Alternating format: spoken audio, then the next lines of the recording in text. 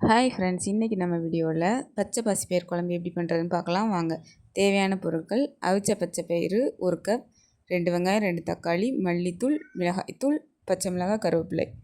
ஒரு கடாயில் எண்ணெய் ஊற்றி எண்ணெய் காஞ்சதுக்கப்புறம் கடுகு போட்டு கடுகு நல்லா பொரிஞ்சு இந்த மாதிரி வந்ததுக்கப்புறம் கருவேப்பிலை சேர்த்துக்கோங்க. கருவேப்பிலை பச்சை மிளகாய் சேர்த்து வெங்காயம் சேர்த்து நல்லா மிக்ஸ் பண்ணி விட்டுக்கோங்க. நல்லா வெங்காயம் வதங்கி இந்த மாதிரி ஸ்டேஜில் வந்ததுக்கப்புறம் தக்காளி சேர்த்துக்கலாம். தக்காளியும் சேர்த்து நல்லா வதக்கிக்கோங்க. நல்லா வதங்கினதுக்கப்புறம் நம்ம எடுத்து வச்சுருக்க பொடி எல்லாத்தையும் மிக்ஸ் பண்ணிக்கலாம். மல்லித்தூள், மிளகாய்த்தூள், நெக்ஸ்ட்டு மஞ்சள் தூள், நெக்ஸ்ட்டு உப்பு, இது 4ஐயும் சேர்த்து நல்லா மிக்ஸ் பண்ணி விட்டுக்கோங்க.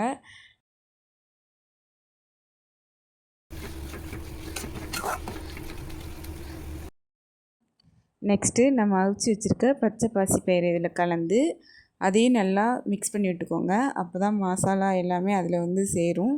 நல்லா மிக்ஸ் பண்ணி விட்டுக்கோங்க. மிக்ஸ் பண்ணி விட்டதுக்கப்புறம் 2 கப் தண்ணி சேர்த்து நல்லா மிக்ஸ் பண்ணி விட்டுக்கோங்க. அப்போ தான் அந்த பயிரில் எல்லாமே மசாலா சேர்ந்து குழம்பு நல்லாயிருக்கும். நெக்ஸ்ட்டு ஒரு 10 நிமிஷம் மூடி போட்டு நல்லா மூடிடுங்க. 10 நிமிஷம் கழித்து பார்த்தீங்கன்னா நல்லா கொதித்து வந்திருக்கும். இதை நீங்கள் பார்த்தீங்கன்னா சாதத்துக்கு யூஸ் பண்ணிக்கலாம், சப்பாத்திக்கு யூஸ் பண்ணிக்கலாம், இட்லி, தோசை எல்லாத்துக்குமே யூஸ் பண்ணிக்கலாம். நீங்களும் வீட்டில் கண்டிப்பாக ட்ரை பண்ணி பார்த்துட்டு சொல்லுங்கள். பாய்.